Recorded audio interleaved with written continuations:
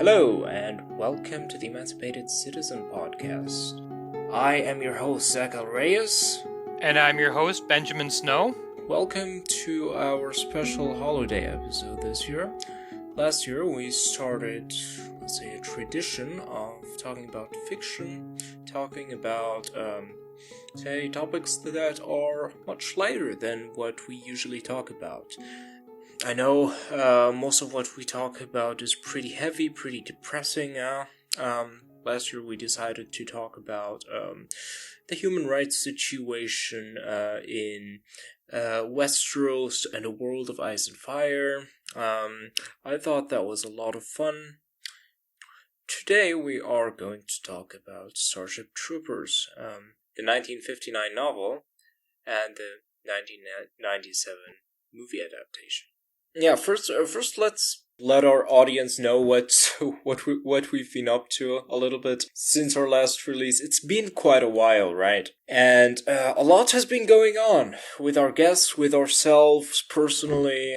We had one guest who at the last minute decided to drop out because he didn't want to talk in public about his experience in the Israeli army and would rather keep that private, which I think is perfectly fine, and saying that is, I mean, there are so many people in the Israeli army, there's nothing identifiable about that, so I think it's okay to mention here. And the other one, who is somebody I helped out a bit while Zach and I were volunteering with Atheist Alliance International, was planning on interviewing with us, and then the day before the interview, a civil war in a country we will name when she gets out and can actually talk to us again, came to her city, and she had to flee in a hurry in a car, and is now hoping to go to some other country that will be named when it's safe to do so, if we ever can, in fact, name that country.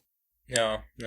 So yeah, I mean, the year in review, I had to move multiple times. Yeah, things have been quite hectic. By the way, my regular microphone that I usually use to record broke, and I'm recording on my phone. My phone has a fairly decent microphone, and I hope it doesn't come out too bad. But if there are a few audio issues, then you should know that. That's probably why. Yeah, I mean, otherwise, yeah. How was your year, Ben? In general, briefly. Well, halfway through November, I lost my job that was making me suicidally depressed. So, yeah, no, not that great of a year. No, it wasn't a great year on it. Like the last few months, or autumn and winter of this year, they were pretty rough in multiple different ways. Not only for us personally, I think for the world. I mean, there was so much war, civil wars breaking out, international wars breaking out, inflation, poverty on a scale that we don't usually see. So yeah, here's for hoping for a much better year in 2024. But there is one piece of really good news, though. Oh, is there? The U.S. program called Welcome Corps now allows people or American citizens and permanent residents, to sponsor specific refugees that they know. So I'm now starting the process of sponsoring Imad. I need to find 4 more people to do it with me. The Welcome Corps is kind of based on the Canadian system that we did an interview with Stephen Watt about. But you don't need to raise nearly as much money to do it. Looks like $3,000 to $5,000 is what it is. The way of describing it is a little confusing. You have to have one amount when you apply, and then you have to have more saved up by the time the refugee is ready to come to the U.S. But yeah, so hopefully I will be able to get him out here, and we can introduce him to our audience. Zach and I interviewed him on Zach's YouTube channel a few years ago. And if anyone else would like to sponsor a refugee, I'm happy to help them out with the process. If you would like to sponsor a refugee and don't know any, feel free to contact us. I know several others who could use resettlement in the U.S., so if that's something any one of our audience is interested in doing, please let us know. Yes, and of course our contact information is going to be in the description as always. This is absolutely amazing news. Following the example of Canada and their sponsorship system, which seems to have been going particularly well. And it's quite a surprise. Considering how right wing the United States legislature is in comparison to the rest of the Western world, the way that they treat that, well, you guys treat your refugees, and so this is this is amazing news. An island of light from a sea of darkness, so to speak, right? And on a deeper level, let's face it, the U.S. is starting to get the demographic issues of the rest of the world, which is to say, not enough babies. Yeah. And a lot of the rest of the developed world, well, let me rephrase that. Canada and Europe are starting to get some of the U.S.'s levels of xenophobia, and I suspect part of that is also because, let's face it, Hispanic migrants cause a lot less trouble than a lot of migrants from a lot of other places. Yeah, I mean, a lot of integration issues and so on. But yeah, let's not get too deep into this topic, because we want to have a more fun and lighthearted show today, and we're gonna get back to the other depressing shit that we usually talk about next time, right? But before we do go on today's topic and explore the universe of Starship Troopers and how people live there and human rights and so on, one thing I shouldn't forget to mention that I would really like to point people towards is that we now have an Instagram page where we post reels of previous episodes, previous conversations that we have had, like 1 to 2 minute clips, basically, of engaging points that different guests or some of us might have made during some of our episodes, and can be seen as something of a promotion for our podcast. It would be awesome if you guys would check out the Emancipated Citizen on Instagram. We also have a Facebook page, of course, also under the Emancipated Citizen. Everything's going to be linked in the description. Oh yeah, and about the timing of this, let's just say we are going on the Orthodox calendar, okay? So December is on the 7th of January, which is probably around the time this episode is going to be released. So yeah, we're not too late. And yes, we are honoring my Ukrainian family members by going on the Orthodox calendar. Exactly. Totally, that's why we're doing it. Exactly, yeah.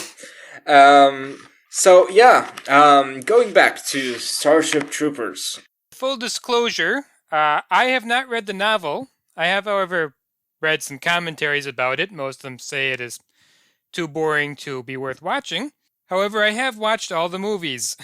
Yeah, I mean, as far as boring goes, I don't like, it could have been more exciting, but also I thought there were things in the novels or in the novel that was not in the movie, like the power armor, for example. I thought that was really cool. The talking dogs. There are a number of things that I thought, well, probably for 1997 technology would have been difficult to pull through in cinema, which is why I generally find literature to be more compelling. I don't watch all that many movies, to be honest, but exceptionally I did really enjoy this movie, and if you compare how much I enjoyed the book, how much I enjoyed the movie, I think I enjoyed the movie more, honestly. I thought it was much more insightful, whereas the book has something of a very right-wing perspective, to the point where during the first half of reading the book, I thought there was a significant satirical angle to it, which in hindsight that it doesn't seem to have been. There doesn't seem to have been. Yeah, looking at the author's background and his political leanings and so on. But it's basically a utopian novel about a military dictatorship, a fascistoid military dictatorship. So, for that reason, I thought the movie was more nuanced in a way where there was a lot of satire, a lot of breaking the fourth wall in a sense, where kind of critical analysis of the books in in a way, which I thought was fun. And incidentally, the power armor is in the 3rd through the 5th movies. Oh, really? I did not watch those, and wow, 5 movies. I didn't even know there were that many. Yeah, the 4th and I actually haven't watched the 5th one, so maybe it's not in there. But the fourth one looks like a video game, but has a movie to it, and there's a lot more nudity and sexual activity that doesn't actually contribute to the plot in it. I think that's also an interesting point where the movie does diverge from the book. Nudity, sex. I'm gonna bring in gender relations. As far as this this story goes, and I think one really interesting divergence as well from the book to the movie is in the book the Johnny is. He's not this stud that he's portrayed to be in the movie.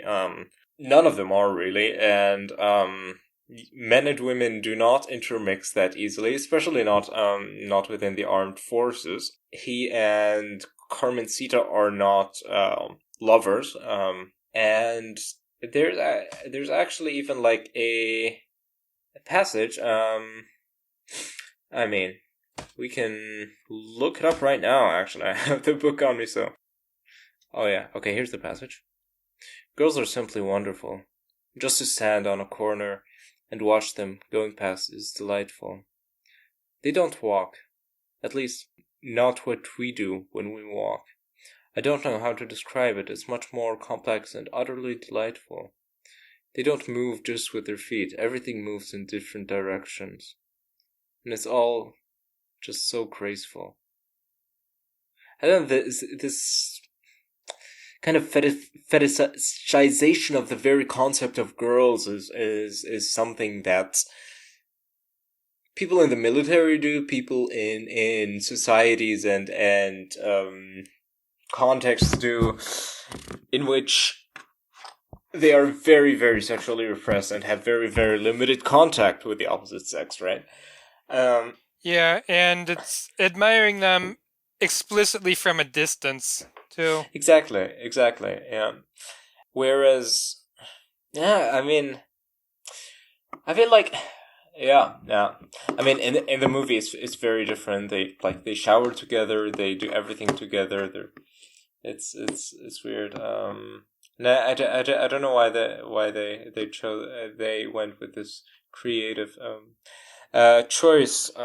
No, probably just Yeah. Oh, I think there were several reasons for it, and incidentally, the director also was nude for the shower scene to make yes, the I heard actors about more that. comfortable. No, nudity isn't a big deal. Okay, I'm not gonna do the accent. I'm from the Netherlands. I'm naked all the time. Everybody else be naked with me. Nudity is so normal. It's like, yeah. I said I wasn't gonna do the accent, and I'm doing the accent. Yeah. Also, we And I'm doing watched a a German movie accent. by Spaghetti Cossack about Starship Troopers. I recommend everyone watch it. It's a good movie, and he is bravely defending Ukrainian freedom. And he talked about how he'd also lived in a fascist society, so he understands this better than I would, possibly better than Zach would, better than most of our audience. How they were using the director was trying to create a movie that was both a big blockbuster and a critique of fascism, and to kind of show how people can get sucked into it and how characters they like can fall into fascism.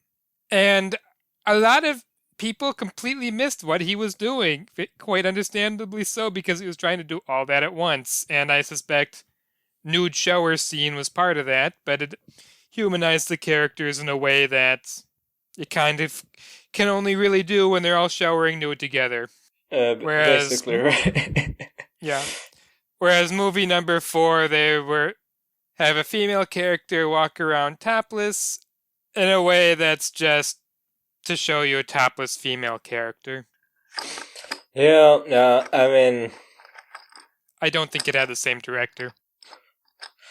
yeah, I mean, it's somewhat gratuitous, right? It's kind of like when those things like really have absolutely nothing to do with the plot. It's just I don't know. It's objectifying in a way. And I mean, a lot of people had the same critique of the original Game of Thrones series, especially in the first seasons. But that's a completely different discussion. Aside from the way that the cast was treated, and I mean, how questionable this I don't know.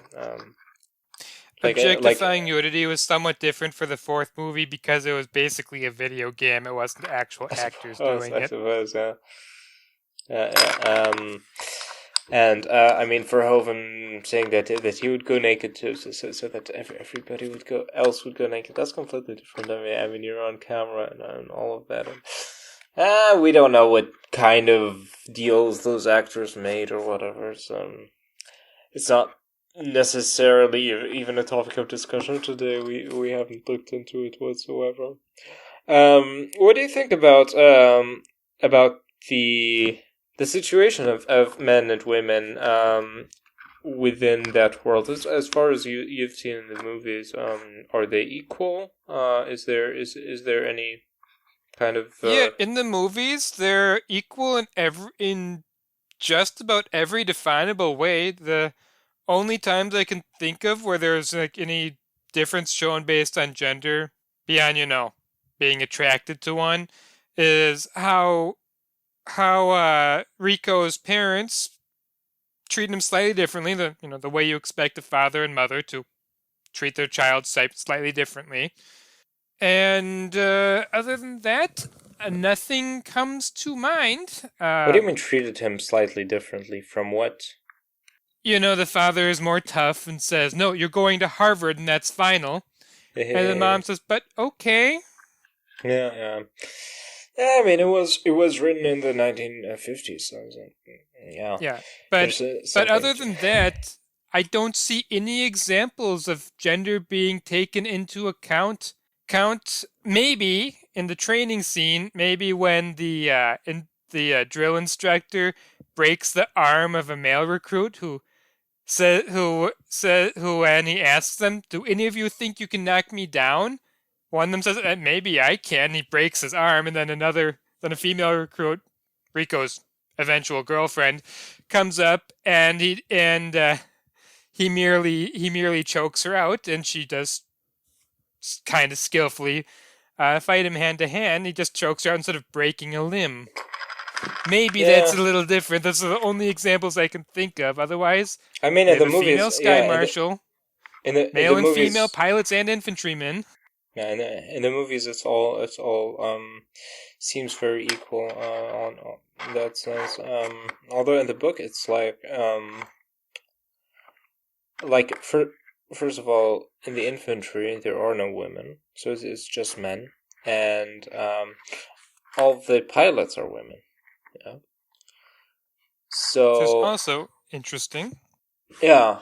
And one of the reasons that they give for it is basically that, or a rationalization or whatever, is they wanted, like, so basically there is a lot of pressure, there is a lot of tension with waiting with the mobile infantry, because you're in this power suit, you have to jump from a spaceship or an airplane, and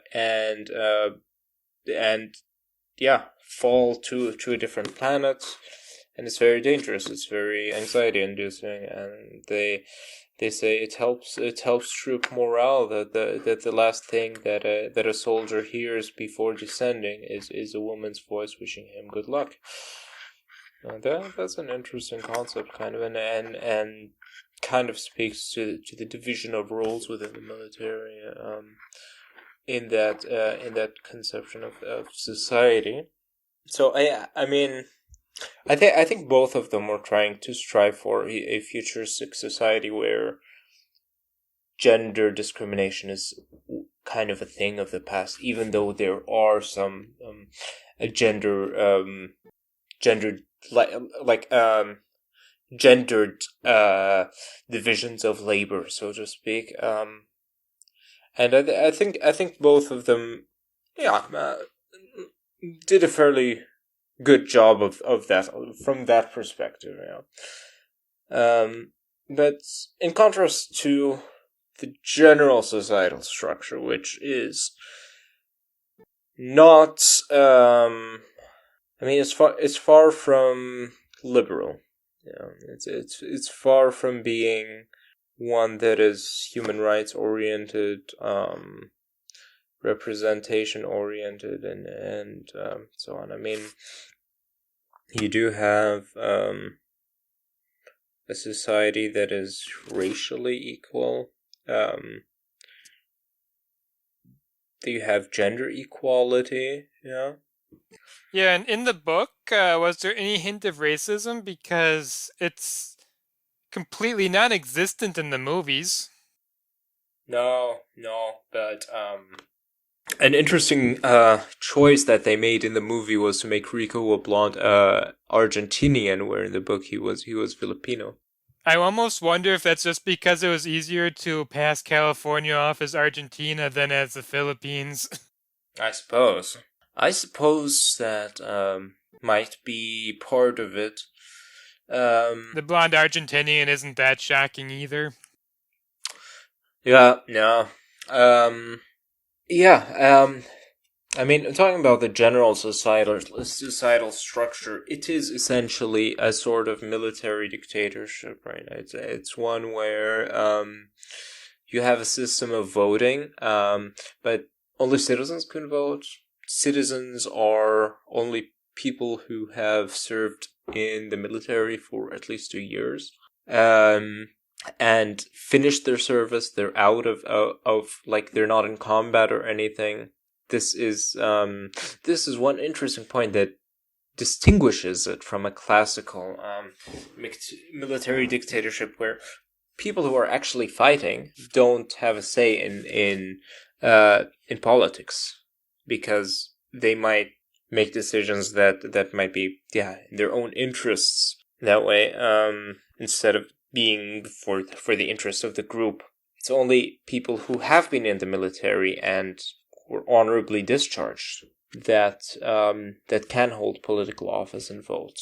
It is an interesting question whether there is an actual substantive difference, or on a practical level, whether there would be a substantive difference between something like this and a classic military dictatorship, because those people would have come from the military, would have probably been influenced a lot by the military, if they're the only ones who are allowed to play politics. Yeah, they've spent years receiving it certainly orders is one from way military to deal with chicken hawks. generals. To deal with what? To keep chicken hawks from starting wars that they have no concept of, when they have no concept of what it's like. Chicken hawks is usually referred to people like, say, Donald Rumsfeld is a big one, who never served in the military themselves, have never been in danger, but are the most warmongery people in politics, and usually implying that they are proving they're tough by starting wars they won't fight in. Yeah. I mean, the careers of ex-military people would be heavily influenced by their past in the military, and people within the military would have a very heavy say in what kind of social positions and jobs they might get afterwards, and all of that. Um, so in theory, like, the military itself is not supposed to rule. There's some people who have served and proved themselves in that way and came out, but I don't see a practical difference there. And what do you think? But that's also just the voting, though. The head of state is a general or admiral, though. The sky marshal, at least in the movies, is an active service member of the military. I'm not sure exactly where the votes come in because the first sky marshal messed up, so they stepped down, and another flag officer takes over, which incidentally is also not an accurate representation of fascism. Fascism, there's much more incompetence. People don't just step down because they made a mistake. They deny a mistake and stop anyone from hearing about it. I mean, also something I wouldn't have known without Spaghetti Cossack. There is a lot of personal responsibility that you do not see in what we classically imagine as fascist. I mean, fascism is very, it's a broad term that is kind of difficult to define in, like, the most narrow definition that you can possibly think of is there is only one fascist in the world and in all of history, which is Mussolini, right? Mussolini is the one, basically the inventor of fascism. He has extensive writings and thoughts about what a fascist state should look like. Like, the most narrow definition, you could say that anything that falls in any way out of it is not fascist. And on the other hand, you can expand it such that there are people who talk about militarism and authoritarianism in a very broad sense, like that. But I think a very important defining a characteristic there is that of the state being not a means to an end, but an end in itself. The state being kind of this immaterial spirit of the people, or basically this immaterial spirit that the nation is there to serve and further its interests. Everything for the good of the state. Basically a very state-centered society. And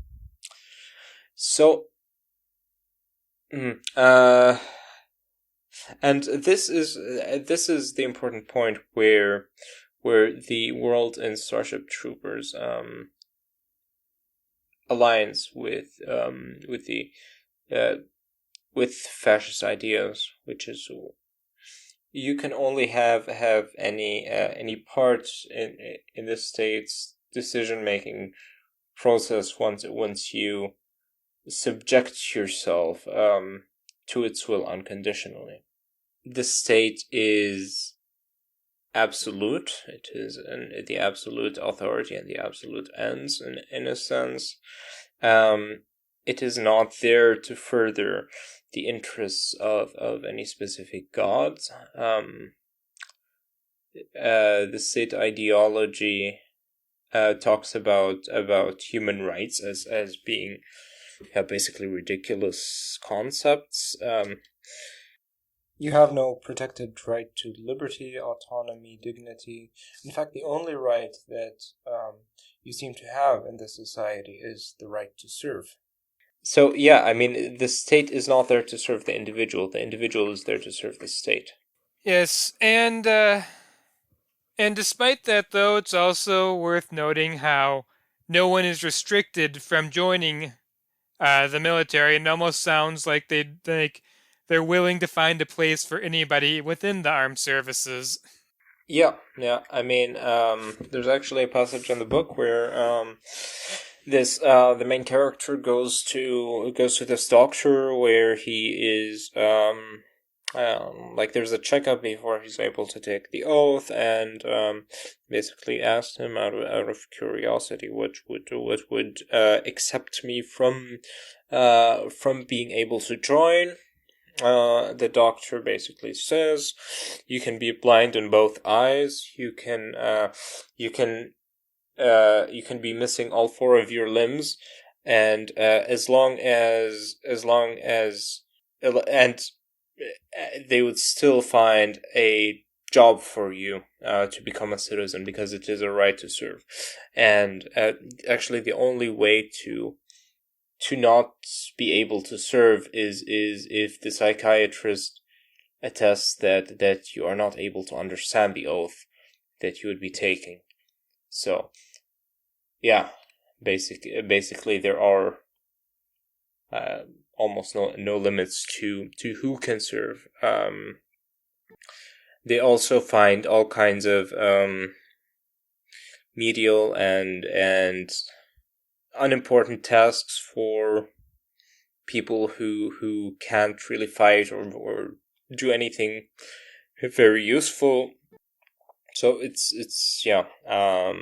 you have to find a job for everybody. It's not like you can't say I don't have a job for you, because it's a right for people to serve. Yeah, which that's something fascists would do.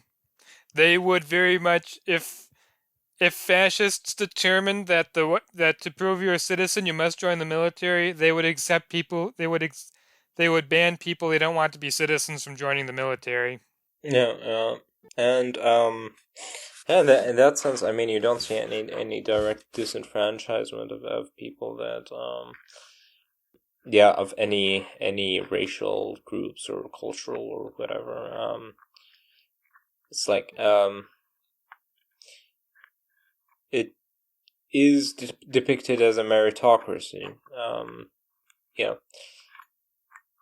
And yeah, I mean, this is what it is in Highline's world. It's a meritocratic aristocracy, where a very tiny minority of the population rules based on perceived competence. Yeah. And it's really funny. I think like talking about the backstory of this society, talking about the backstory and the history of the one world government that they have there. There was a period, I think was it before or after the World War, the Third World War? It doesn't matter. It was one where basically scientists and academics were the ruling class, and that ended up breeding a lot of hostility from a lot of different people, and that didn't end up working out very well. So this is a quote from Mr. Dubois, who is the civics teacher in the book. Servicemen are not brighter than civilians. In many cases, civilians are much more intelligent. That was the sliver of justification underlying the attempted coup d'etat before the Treaty of New Delhi, the so-called revolt of the scientists. Let the intelligent elite run things, and you'll have a utopia. It fell flat on its foolish face, of course, because the pursuit of science, despite its social benefits, is itself not a social virtue. Its practitioners can be men so self-centered as to be lacking in social responsibility. I have given you a hint. Can you pick it up? Sally answered, "Oh, servicemen are disciplined, sir." Mayor Reed was gentle with him. "Sorry, an appealing theory, but not backed up by the facts. You and I are not permitted to vote as long as we remain in the service, nor is it verifiable that military discipline makes man self-disciplined once he is out. The crime rate of veterans is much like that of civilians, And you have forgotten that in peacetime, most veterans come from non-combatant auxiliary services and have not been subjected to the full rigors of military discipline. They have merely been hired, overworked, and in dangers, yet their votes count. I hired you a trick question. The practical reason for continuing our system is the same as the practical reason for continuing anything. It works satisfactorily. Nevertheless, it is instructive to observe the details. Throughout history, men have labored to place the sovereign franchise in hands that would guard it well and use it wisely, for the benefit of all. An early attempt was absolute monarchy, passionately defined as the divine rights of kings. Sometimes attempts were made to select a wise monarch, rather than to leave it up to God, as when the Swedes picked a Frenchman, General Bernadotte, to rule them.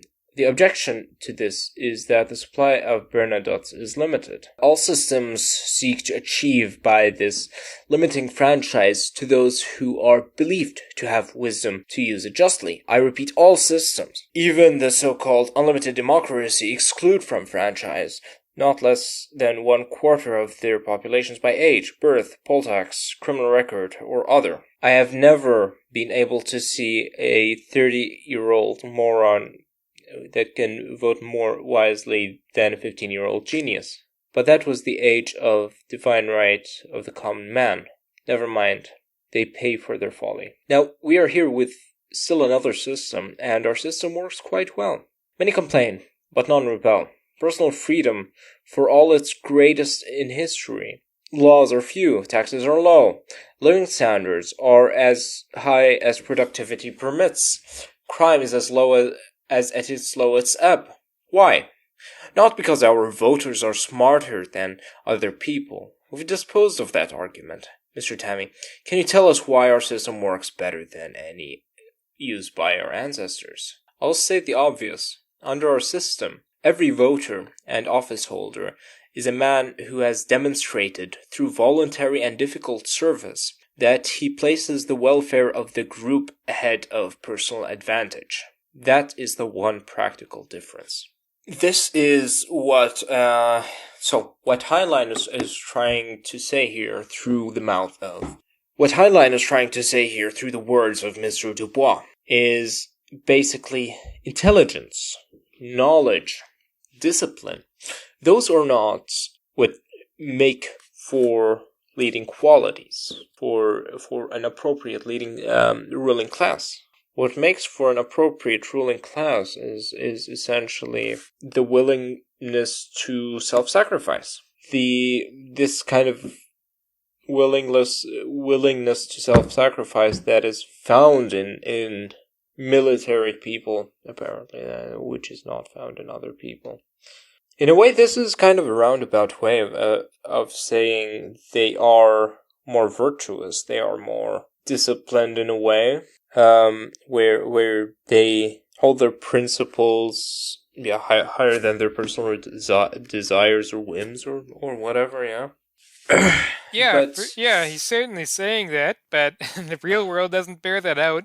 People will take a lot of risks for personal advantage, and political power is a huge personal advantage, and that doesn't necessarily mean that one is selfless just because one is willing to take risks. Risk-taking behavior is not necessarily a sign of moral virtue, right? By that logic, you may as well take gamblers to be a ruling class. Yeah, but I think his point is that people are taking risks for the common good, are more virtuous and better leaders, which I don't think that part is wrong. He's just not taking into account how the poverty draft may affect who's in the military, and how a lot of it might be people are going there for the pay, which is fair. And in the case part of what's of how that universe works. People who aren't as well off and don't have as many avenues to go into, are more likely to go there, have better careers and so on. I mean, there is no kind of wisdom or moral virtue that I think those people would necessarily have, as opposed to anybody else. This is essentially Heinlein's imagination of what the world would be like if people like him were in charge.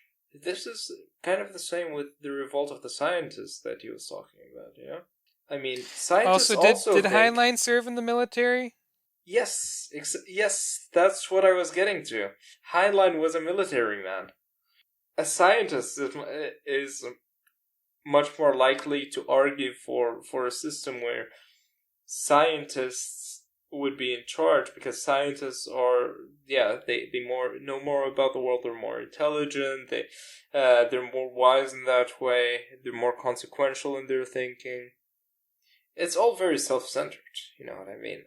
And in that way, this kind of demonstrates the same ground of standing that those military people have with technocrats, right? And it's basically our life experience is more valuable than anybody else's life experience, yeah.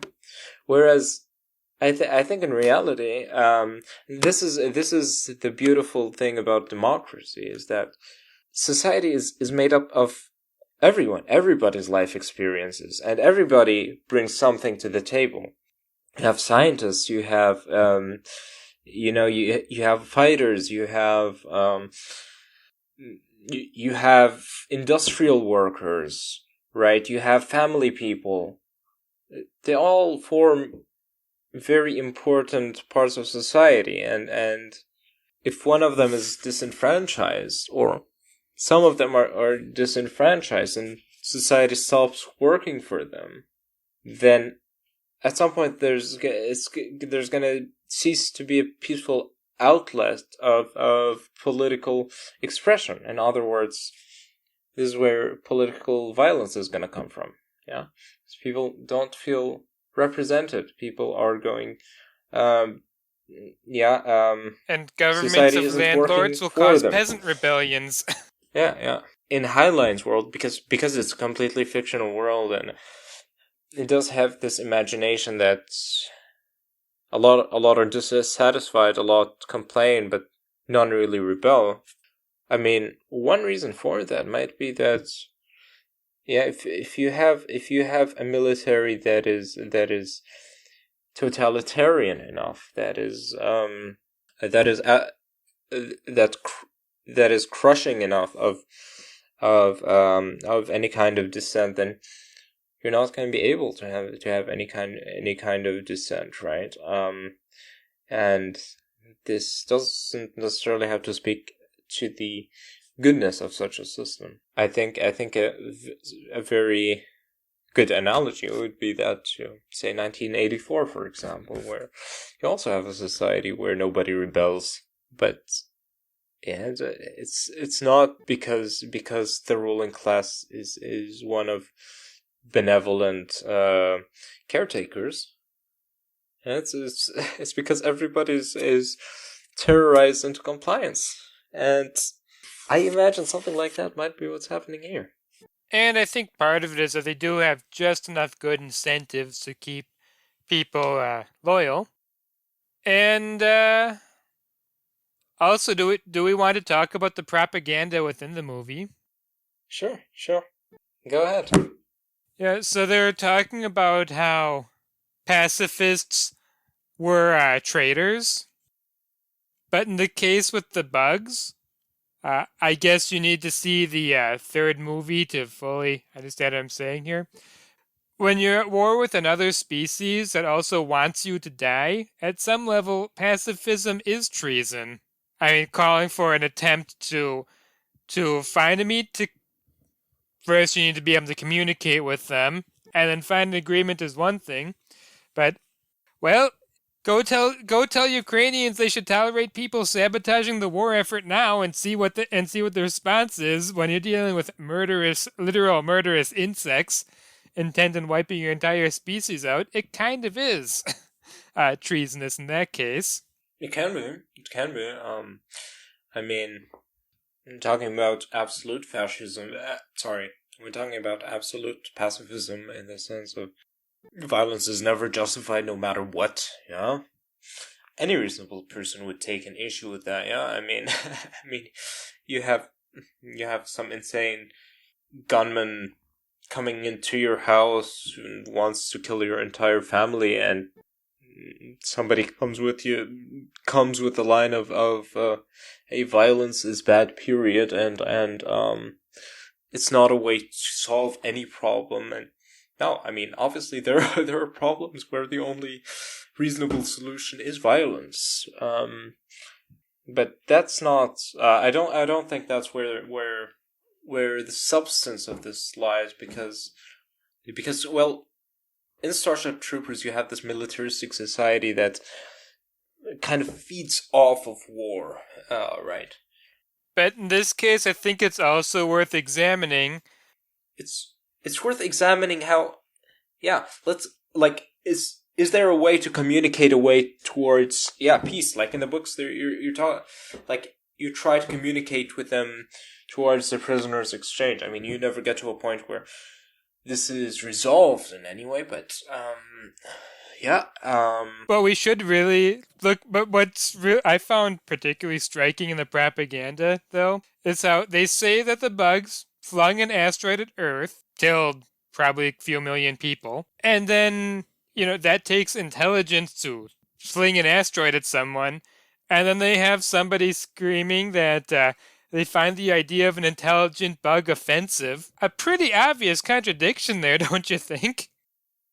Yeah, that's a pretty strange thing to say in that context. I think the point that they are trying to make there, that the directors are trying, the writers, the directors, the makers of the movie want to make there, is that people are very resistant to humanizing the enemy, to ascribing attributes to the enemy that one has and values. It's something that you see a lot in real wars between different human nations. Yeah, when you start talking about the enemy, they also have families, they also have children, they also have feelings. Yeah, this tends to ignite a lot of outrage. No, they don't. Right? They're subhuman. They're animals. They're evil. And I think this is this was probably a brilliant way to kind of to portray this phenomenon. It's obviously absurd, and that's the point of it. Yeah, and it is characteristic of militarism and fascism, where you actively resist humanizing the enemy, even though in this case the enemy isn't even human, but the point still stands there. So, something I think is also worth mentioning, and maybe we should have planned this out further in advance so we both could have read the book and watched all the movies. Yeah, I mean, the sequels, I feel like, do we even need to talk about them? It's like, you have a good thing. Sequels are always disappointing. I mean, I haven't seen the sequel to this one, but I really like this movie, and I'm like, I don't want to ruin it. Oh, no, don't get me wrong. The second sequel is a little disappointing. Their sexuality and nudity is just kind of creepy. Although it is kind of funny when an underling tries to seduce an officer and he makes her do push-ups. That was a little funny. But none of the original characters are in the second movie. But it does have this interesting concept of the bugs taking over humans, and doesn't actually go very far with it. And it's mostly just a standard horror flick. And maybe we should check to see if it actually did have the same director making it. And then the third movie actually took a lot of the themes of the first one and ran with them. And something I think is very relevant is the first Starship Troopers movie came out in 1999, I believe it was. 97, yeah. 97. So before 9/11, before the war in Iraq, just after the Soviet Union had fallen. Possibly the most peaceful period of time that humanity has ever experienced. So this movie with this open fascist imagery comes out, and there hadn't been effective war propaganda for over 50 years. I mean, we didn't have very effective Vietnam War propaganda, that's for sure. So all the subtle points were completely missed, and the movie kind of flopped. And then 9/11 happened. There was a cracked article which I read over 10 years ago, so can't remember it exactly, but it talked about how there's the 9/11 truthers, and in the movie, are we actually sure the bugs threw the asteroid? Can we actually be sure of that? And then they go on this into this war, and it leaves with the humans being too technologically superior to be defeated, and the bugs too determined to defend their own to be crushed. So it's just like a metaphor for the war in Iraq years before the war in Iraq happened. Huh, that's a very interesting take on it. I've never thought about it that way. I mean, obviously with some differences. Clearly, you can't truly predict something that in advance unless you're a time traveler. Yeah, yeah, but back to the point of basically dehumanization and, well, the role of non-humans in a world like that, and the limits of humanism as the modern prevalent ideology that we have in our world, that a framework for morality that places human life as kind of the center of the moral paradigm, and being like the ultimate good that needs to be protected. What happens when human interests clash with interests that are not human but also sentient, and, well, our interests by definition. Even today we do have to struggle with this problem when it comes to the way that we treat farm animals, for example, pets. Like, our society is actually not entirely composed of humans.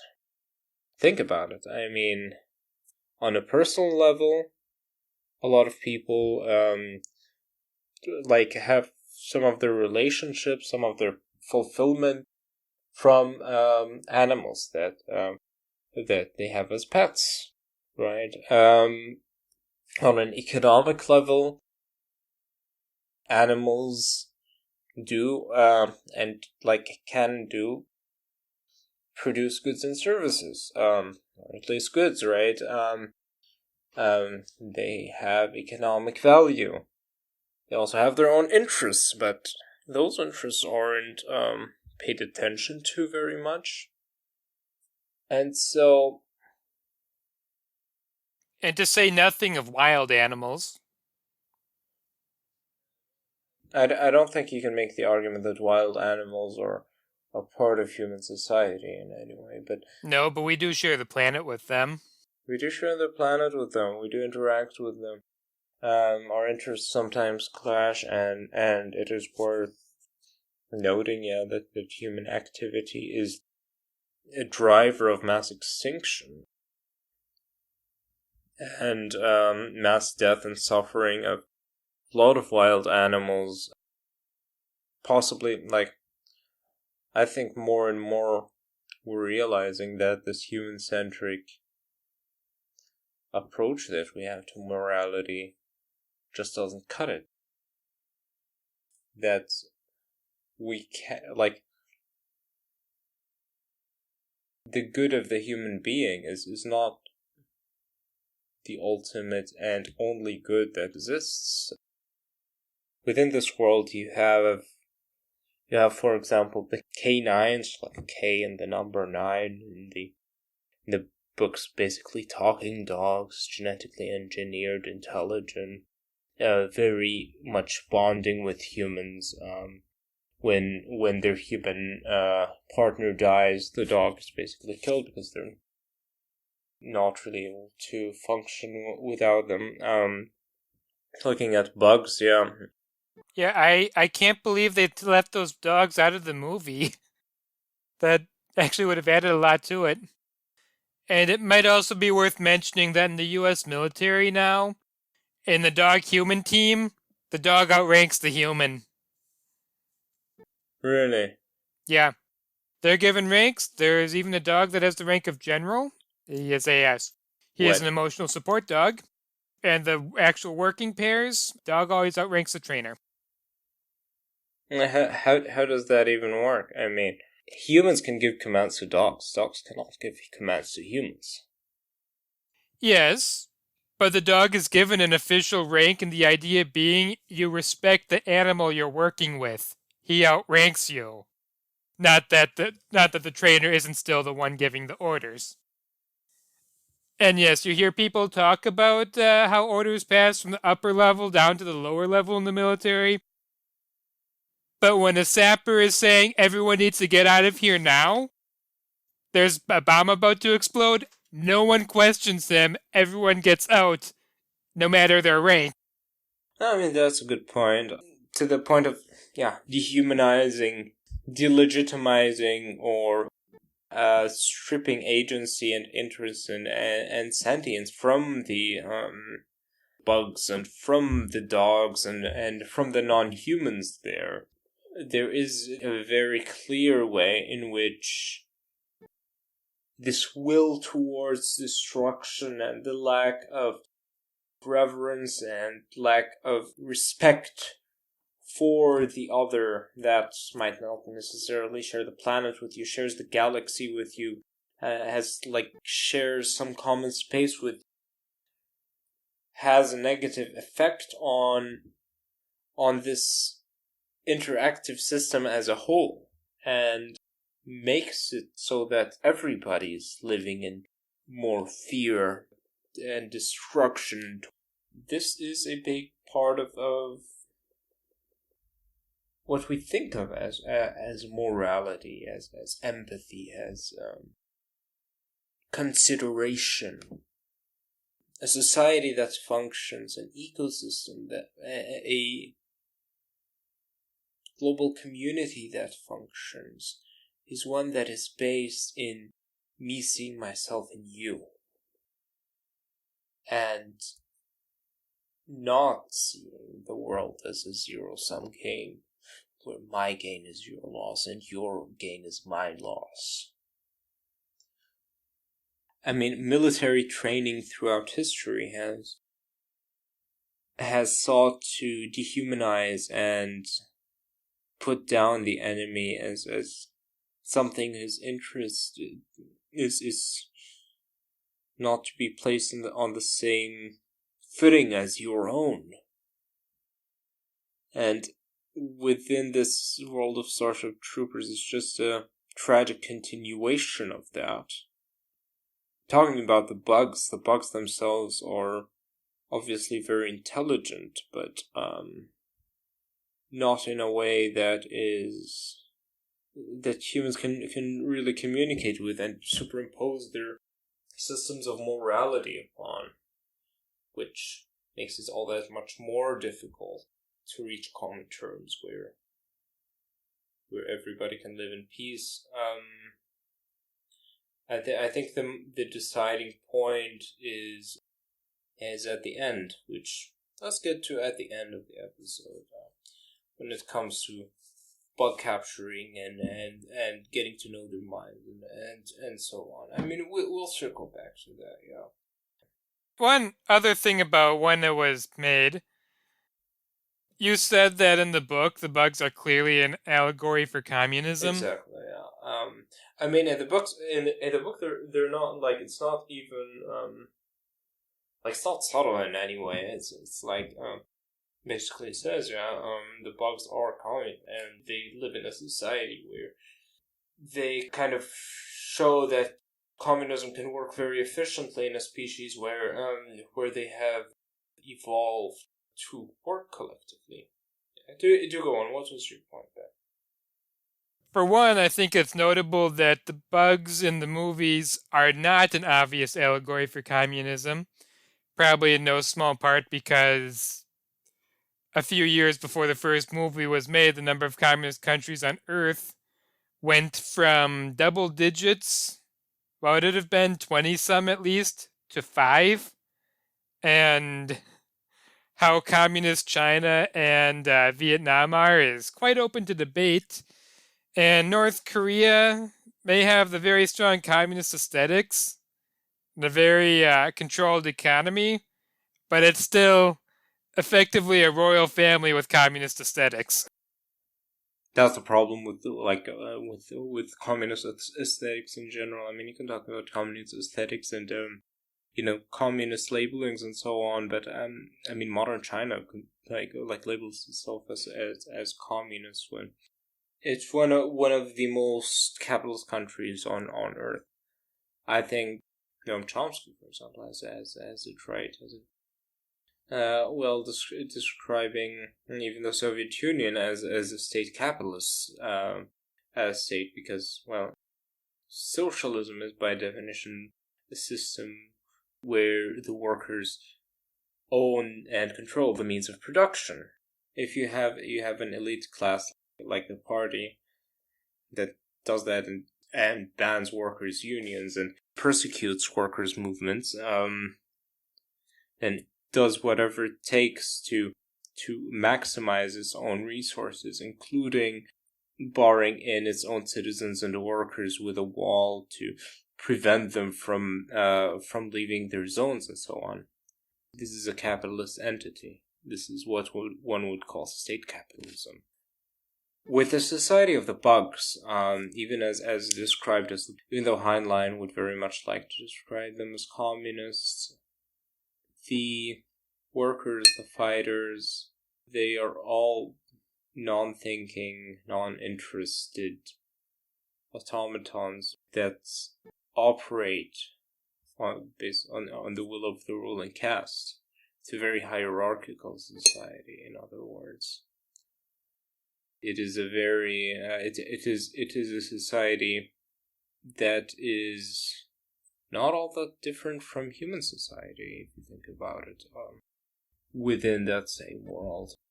It is a society, especially like with the bugs, not speaking about social insects in general.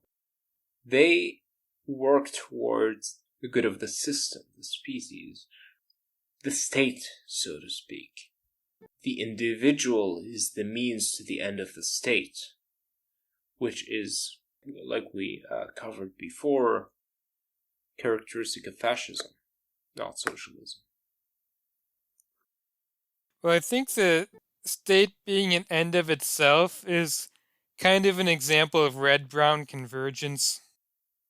Yeah, you can make that argument. On that basis, some people have even made the argument that Stalin is a fascist, for example. And, I mean, I think there's some substance to that. Why Romeo refers to tankies as red fash, the people who actually still support Stalin, as just another type of fascists. Yeah. But I think it might also be worth mentioning that the reason social insects form these big colonies where initially the individual workers and soldiers appear like automatons is because eggs that don't get fertilized become males. So when a male fertilizes a female, their offspring shared 75% of their genes, not 50%. And if they just laid eggs, at least the female offspring, would have 50% of the genes in common with their offspring so they're less related to their offspring than they are to their sisters.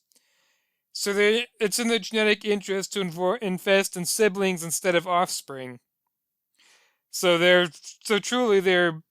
what they've evolved to do is to invest in siblings instead of offspring, so it just looks like automatons. And I wonder if the bugs in Starship Troopers were actually like that. Yeah.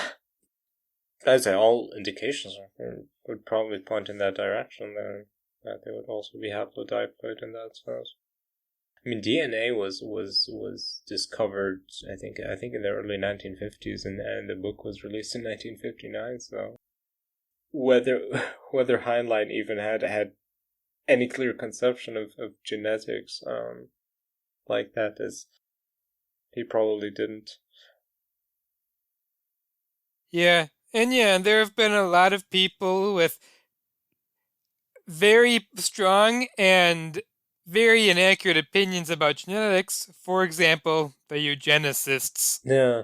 Oh, talking about eugenics, this is a point that is not mentioned in the book at all, I think.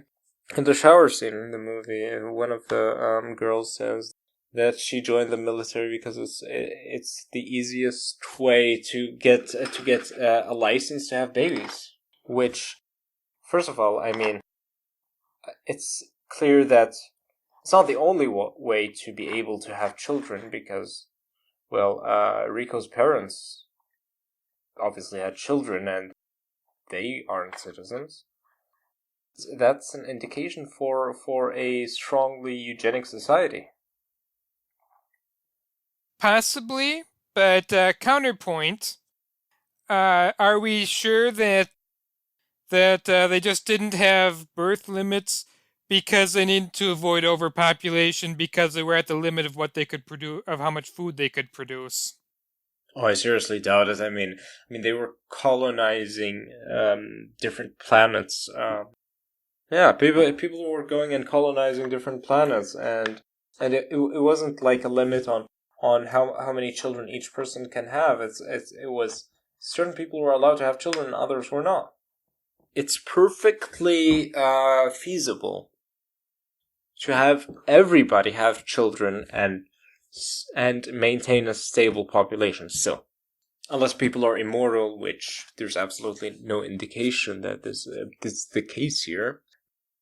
If you wanna have a population that remains at where it is, you can have basically every person in this generation producing another person in the next generation, which comes down to about every fertile woman producing 2.1 children on average to maintain a consistent, stable population.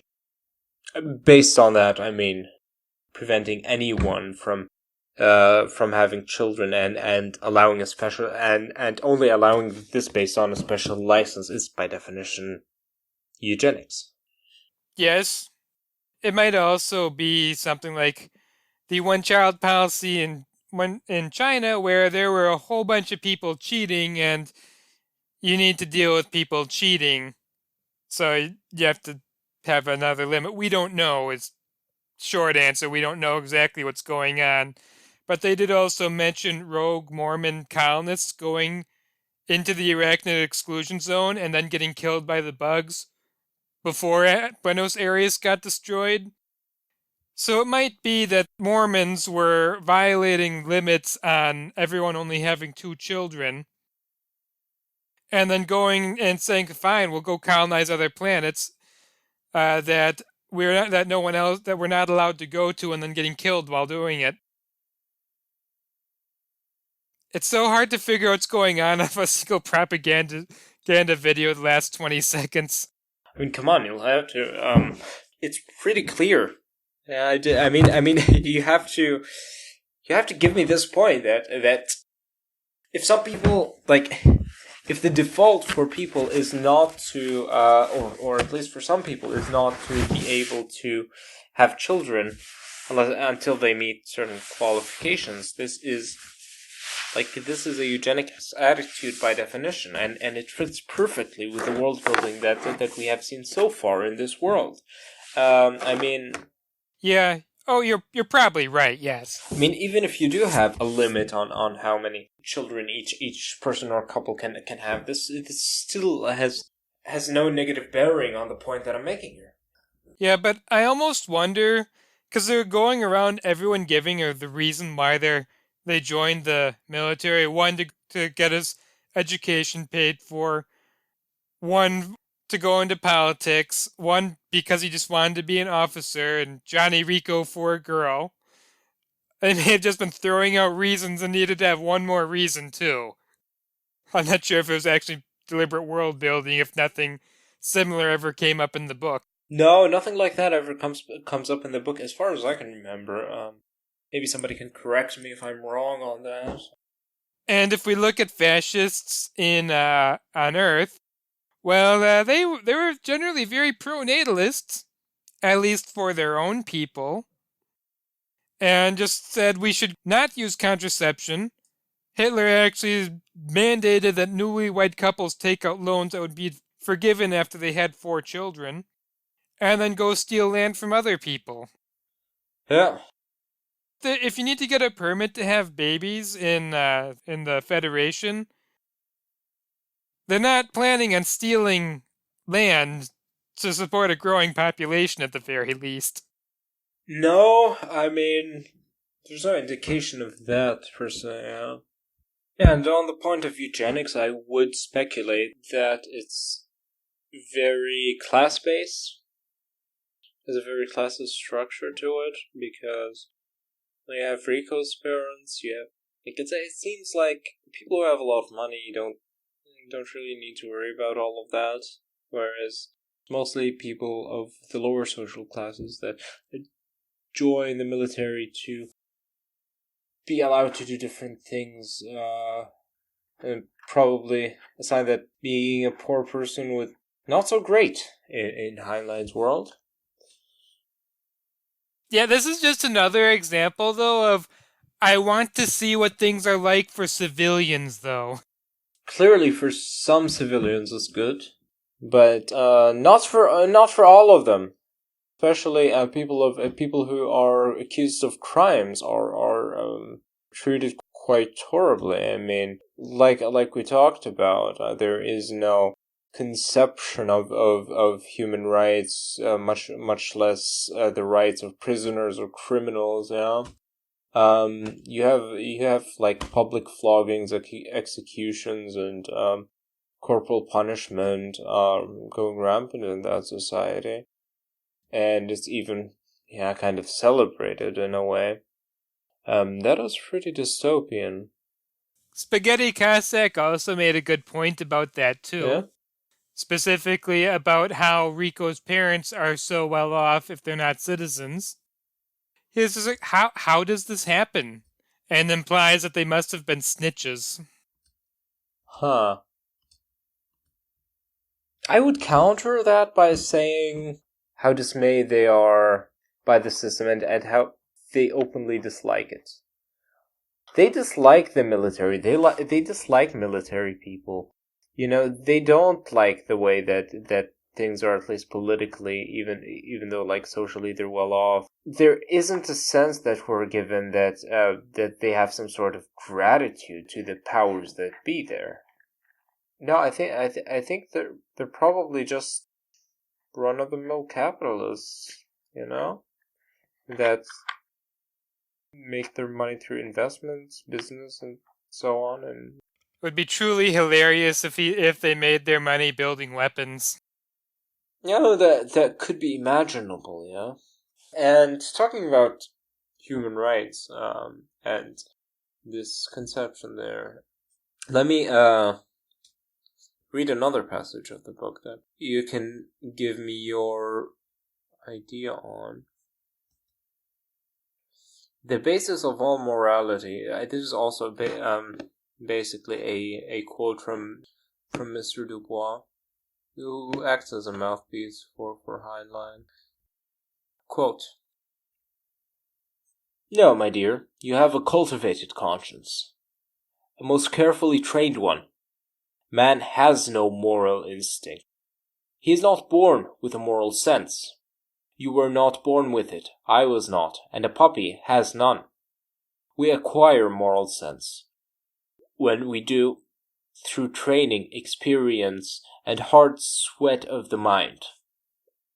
These unfortunate juvenile criminals were born with none, as you and I and they had no chance to acquire any. Their experiences do not permit it. What is moral sense?" So for some context, before that, Dubois was talking about basically the moral decay of society resulting from psychologists and the emerging science of psychology declaring that that physical violence and spanking of children causes permanent psychological damage. So going off of that, that history where after that children became increasingly uncontrolled and you had those gangs of juvenile delinquents and whatnot. Let's continue with the passage. What is moral sense? It is an elaboration of the instinct to survive. The instinct to survive is human nature itself, and every aspect of our personalities derives from it. Anything that conflicts with the survival instincts acts sooner or later to eliminate the individual and thereby fails to show up in future generations. This truth is mathematically demonstrable, everywhere, verifiable. It is the single eternal imperative controlling everything we do. But the instinct to survive, he had gone on, can be cultivated into motivations more subtle and much more complex than the blind, brute urge of the individual to say survive, young lady. What Hume has called your moral instinct was the instilling in you by your elders of the truth that survival can have stronger imperatives than that of your own personal survival. Survival of your family, for example, of your children, when you have them, of your nation. If you struggle that high up the scale, and so on up, a scientifically verifiable theory of morals must be rooted in the individual's instinct to survive and nowhere else, and must correctly describe the hierarchy of survival. Note the motivations at each level and resolve all conflicts. We have such a theory now. We can solve any moral problem on any level. Self-interest, love of family, duty to country, responsibility towards the human race. We are even developing an exact ethic for extra-human relations. But all moral problems can be illustrated by one misquotation. Greater love hath no man than a mother cat dying to defend her kittens. Once you understand the problem facing that cat and how she solved it, you will be ready to examine yourself and learn how high up the moral ladder you are capable of climbing. These juvenile criminals hit a low level. Born with only the instinct for survival, the highest morality they achieved was a shaky loyalty to a peer group, a street gang. But the do-gooders attempted appeal to their better natures, to reach them, to spark their moral sense. Tush, they had no better natures. Experience taught them that what they were doing was the way to survive. The puppy never got this spanking, therefore, what he did with pleasure and success must be moral. The basis of all morality is duty, concept, with the same relation to the group that self-interest has to the individual. Nobody preached duty to these kids in a way that they could understand. That is, a spanking. But the society they were in told them endlessly about their rights. The results should have been predictable, since a human being has no rights of any nature. Mr. Dubois has paused. Somebody took the bait. Sir, how about life, liberty, and the pursuit of happiness? Ah, yes. The unalienable rights. Each year, someone quotes that magnificent poetry.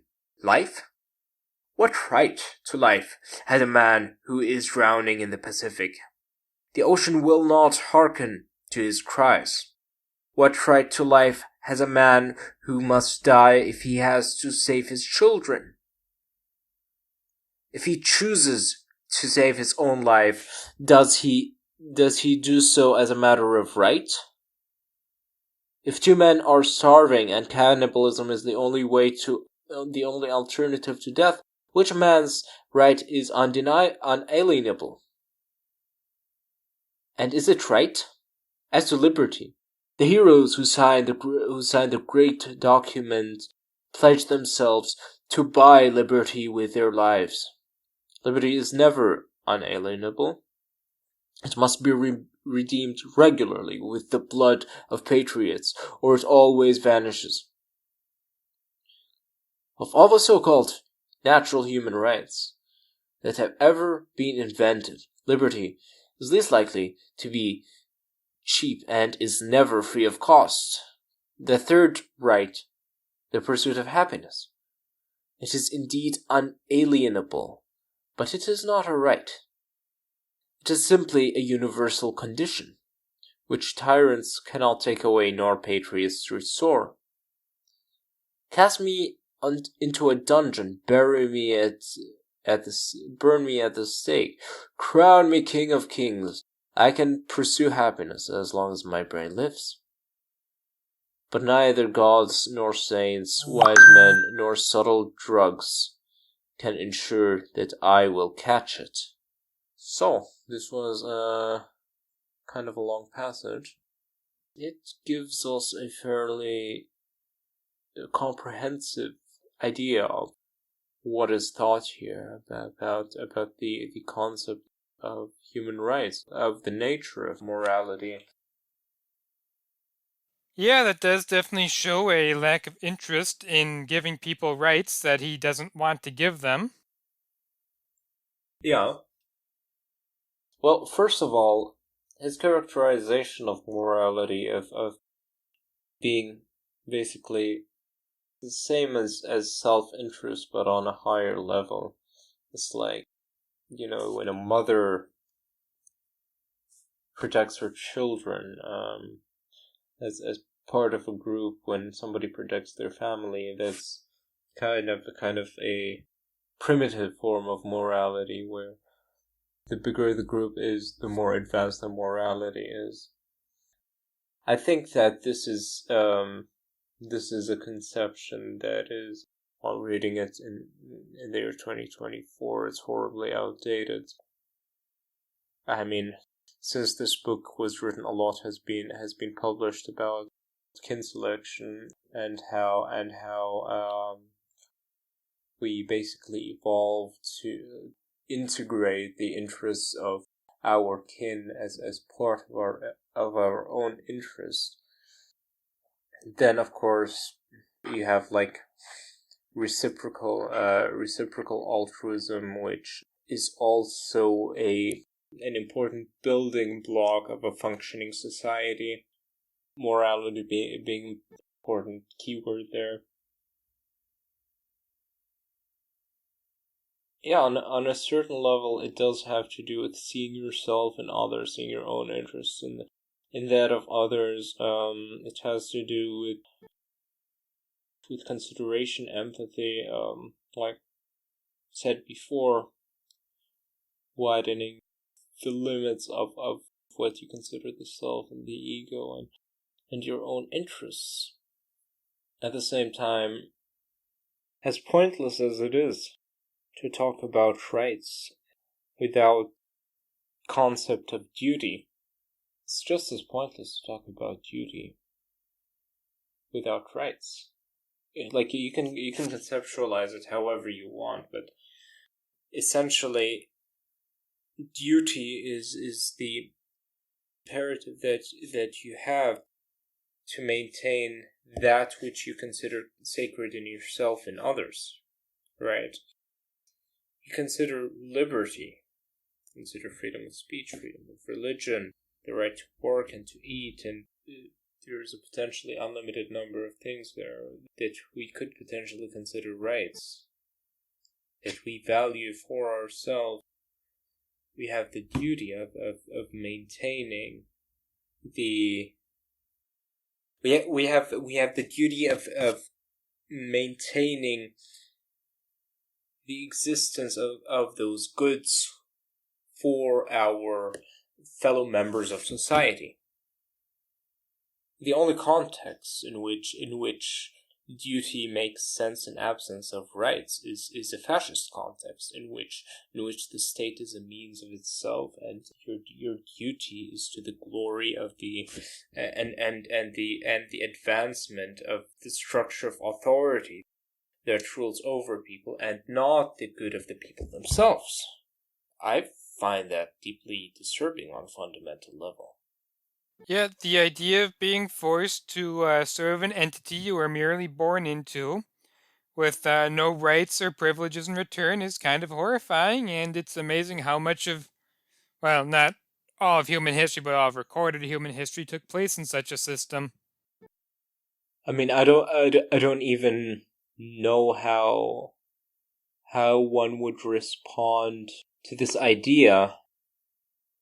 Yeah, talking about what is a right to life. What right to life has a man who is drowning in the Pacific? What right to liberty do you have that is basically not bought by the blood of patriots? What right to the pursuit of happiness that, yeah, do you have that is existent independent of the givings of others, basically, right? I mean, those are all snappy retorts in a way, yeah, but it shows a fundamental misunderstanding of the concept of human rights. Some people have traditionally conceptualized rights as actually existing, like, objects in the universe, things with material or immaterial existence, like the ontology of morality being something that is concrete, of human rights. The book was written in 1959, so maybe we should give him a little bit more leeway than we would give somebody who's writing today. But I mean, the humanist conception of morality today is not that it's something that pre-exists human society and is an ultimate truth in the same way that Muslims or Christians might conceive of a third God. No, those are useful concepts that we essentially made up. Those are useful concepts that contribute to the well-being of human beings, and makes it so that society works for your interests. Yeah. And besides, even somebody who believes in God-given, unalienable, pre-existing rights to society, would not conceive of them as things that cannot be taken away. I mean, if something like the right to life cannot be taken away, then yeah, you'd be immortal. Life would be something that is taken for granted, and nobody would think of it. It wouldn't be a topic of discussion. It would be just, something that's taken for granted. You don't fight for it, you don't want it, it just is.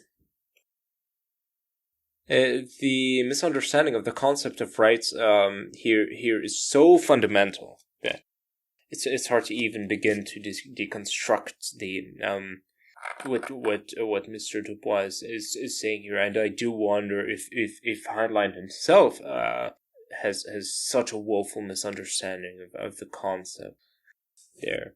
Like, giving him the benefit of the doubt, I wouldn't think so. I mean, he seems like a very intelligent person, and at least in some respects, and in a lot of ways, I did really enjoy the novel. So I'm not going to call him a stupid person. In the novel, do they ever get any sort of means to communicate with the bugs at all? No, but this is where it ends, basically. Yeah, you capture the brain bugs, and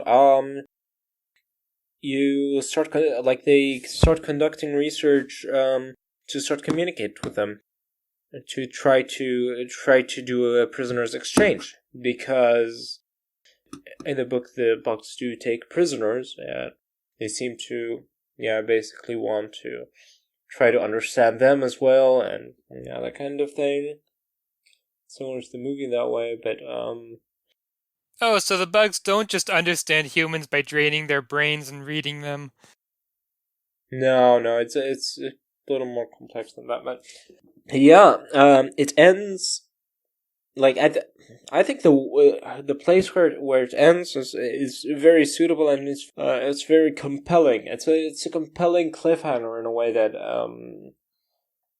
basically you have this militaristic society that is, if the military has nothing to do in such a militaristic fascistoid society, then the state is going to slowly disintegrate. So war has to be a constant state of being.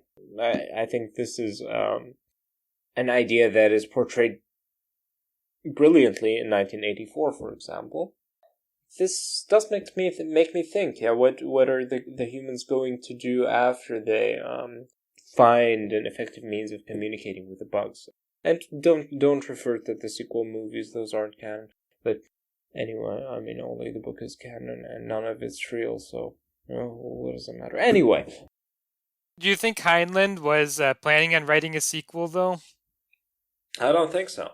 I mean, it is very compelling, yeah, in that way, because I mean, our modern humanist conceptions of those things would like, okay, so we started the story in a place where you have a completely alien civilization that doesn't share any of our moral conceptions. They view shared responsibility in a very different way. It's hard to blame them for example, blaming the human race as a whole for the encroachments of the Mormon colonists there. You cannot Well, yeah, bugs wouldn't have anything equivalent to fundamentalist Mormons. no, not at all, And were those in the books? I believe so. Yeah, I mean Okay. the what do you call it? Port something was the colony that started it all, and that was also present in the book. And well, basically the way that the bugs would conceive of the world is that underling soldiers, citizens, civilians cannot take action independently of the government, right? Everything has to be coordinated. So, and they wouldn't have developed the kind of taboos that we would, as when it comes to things like collective punishment and so on. Yeah, Yeah. Oh, for sure. I mean that's not to say what like to excuse or whatever to say that it's right, but it's basically to say that our conceptions of right and wrong are, it's pointless to superimpose it on them when they still haven't had the framework to conceive of them, yeah? And it's probably the same the other way around. There are probably a lot of moral considerations and ethical thought processes that the bugs might have that humans are completely oblivious to,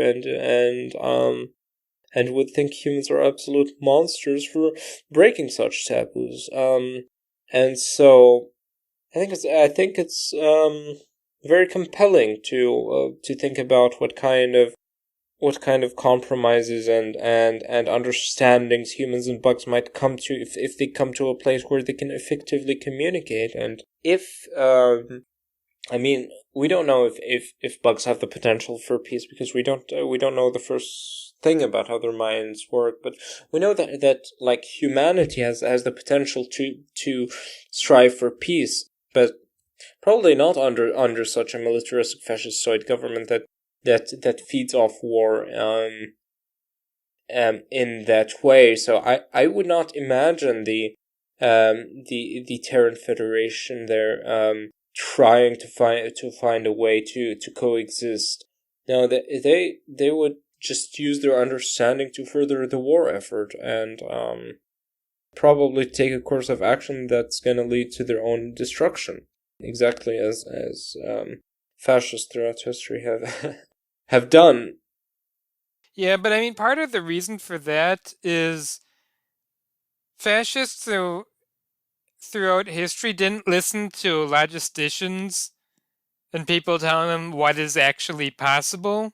Whereas in the Starship Troopers universe, the leadership does seem to listen to things like that and, admits mistakes. I suppose. But no, the peace agreement I can think of that they should be able to understand is demarcating which planets are human planets and which are bug planets, which that has to be universal across species, right? Like I said, yeah. I mean that would in theory be possible if, first of all, humans were interested in peace in that way. Which in this political context, I don't think they would be. Whether the bugs would be interested in peace is a completely different question that is still completely open. Yeah, but that's the thing though. They still did have the exclusion zone that they'd unilaterally declared to be arachnoid space only. Yeah, but I mean, this was unilateral at that point. So, but yeah, I mean, once there's some bad blood, once there's a reason to fight, I don't think they would willingly stop. Maybe you have a more optimistic view of the nature of the society that they have than I do. Oh no, I mean the reality denial in it is pretty obvious. Whenever people start denying reality, it inevitably leads to disaster. But that before Buenos Aires was destroyed, they were able to calmly say, okay, these are bug planets, we're staying off them, is kind of inconsistent with fascists through history. Generally, fascists through history, if you show weakness, they walk over you. The only way to keep them out is to show that you will keep them out, you'll kick them back out if they come in. Hmm. Yeah, I mean, it's not a one-to-one identical situation there. So I can see that. I suppose. Were we recording when I asked how the bugs got from planet to planet? The answer is pretty simple. They release like those queen bugs releasing spores into space, and those spores land on different planets, and they generate new bug colonies. Oh, that's actually stated in the book. It's in the movie as well, I believe. I don't think I saw that in the movie. I'm pretty sure it is. I mean, it's been a while since I've read the book in whole. In preparation for this episode, I did read segments of it, but I mean, do they have spaceships? I don't think they have spaceships, but they do have like, yeah, they do have spacefaring technology in ways. So Yeah, in the fourth movie, the bugs end up on a human spaceship somehow, or space station, I guess. But if they're sending spores out into space that randomly drift around, would they consider it a war crime to destroy a spore that lands on a human planet? I mean, they don't have a concept of war crimes. It's neither here nor there. Okay, not a war crime. Would the bugs consider that an attack? Possibly. My instinct tells me that the way that the society is structured over there would not allow humans to be striving for peace. Ben, you have a different conception of that. Let's see what listeners think. People who have seen the movie, maybe read the book, both have some opinions. Do you lean in one direction or another? Optimistic, pessimistic there. I think it's a very tense ending, and I like that kind of ending, and it's thought provoking in that way. Anyway, so thanks so much everybody for listening to our in-depth analysis of the Starship Troopers universe and their conceptions of human rights, their conceptions of interspecies relationships. I think this was a fun discussion. we're only allowed to have those fun discussions like once a year because we're absolute masochists, right? Yeah, man. Any idea what's coming up next? What's coming up next? Might ask John to talk about the situation happening in Burma now. Might try to find somebody to tell us, give us an insider account of Ethiopia, Armenia, and Azerbaijan, or Venezuela and Guyana. And we might want to go over all the surprising number of connections that the Iran, Gaza, and Israel is causing to Yemen and Armenia right now. There's a surprising amount of interconnections between those places. Interesting, yeah. I mean, there are a number of people that we're in contact with that we have gained so much insight on a lot of human rights issues around the world, especially things that have to do with ex-Muslim issues. We have been engaged with some discrimination issues going on in the United Nations, especially when it comes to the way that they operate in Muslim majority countries. There is a deal of corruption, a good deal of corruption there, and the complicity that people who should be on our side have in refouling ex-Muslims, for example, to countries that persecute them. It's absolutely horrifying. We're talking to people in precarious war situations that it's really difficult to, like, the most interesting, the most enlightening guests that we could have on this show. It's very difficult to get them on at this point for their own safety, and they do happen to find themselves in extremely difficult situations. Yeah, we do try to maintain a bi-weekly schedule. Lately, we have not been able to maintain it. Sadly, we're doing our best. Stay with us. Do make sure to follow us on Facebook, on Instagram. We're working on being active on YouTube as well. Where else would you like to see us? What else would you like to hear us talk about? So check us out on our social media. Reach out to us. You have our contact information, our social media, all in the description. If you have been sticking around for this long, we're very thankful for your dedication here. Thank you so much for listening. Thank you.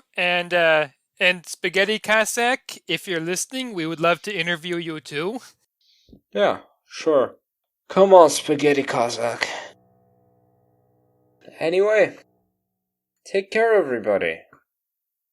Bye. Hopefully this next year we'll get a little more sane and stable. I'm not holding my breath, though. And if anyone would like to help somebody who is caught up in the craziness that's been going around for the last few years, please let us know. Yeah, so take care, everybody. Goodbye. Until next time.